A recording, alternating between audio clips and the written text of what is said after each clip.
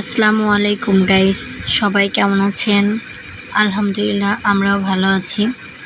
আজকে আমি আমার বাচ্চাকে এবং সাথে আমার ভাইগনাকে নিয়ে একটু খোলা জায়গায় বেরোবো, এই জন্য বের হয়েছি। আমাদের বাড়ি থেকে একটু দূর, প্রচুর বাতাস এবং ঠান্ডা আবহাওয়া। আসলে যারা ইট পাথরের মাঝে বাস করে তারা বুঝে যে একটু ঠান্ডা হাওয়া, প্রকৃতির হাওয়া শরীরের জন্য কতটা উপকারী। যারা গ্রামে বাস করে তারা অনেক ভাগ্যবান আমি মনে করি, কারণ এরকম প্রকৃতির বাতাস আমরা পাই না। তাই এটার মূল্য আমাদের কাছে অনেক অনেক।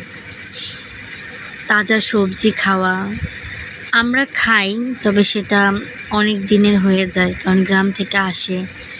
আমরা যাচ্ছি এখন হচ্ছে গাজীপুর সফিপুর থেকে একটু ভিতরে বড়ইবাড়ি মখশবিল।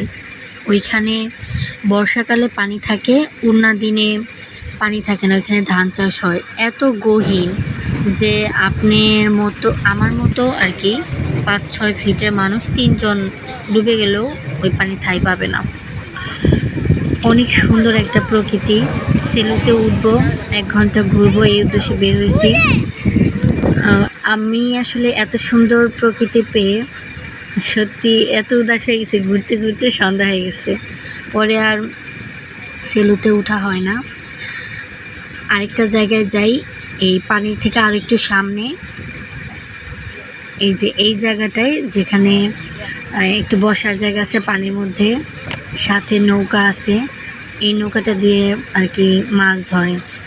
আমার কাছে এই পরিবেশ খুব ভালো লাগছে। আপনাদের কাছে কেমন লাগছে জানাবেন।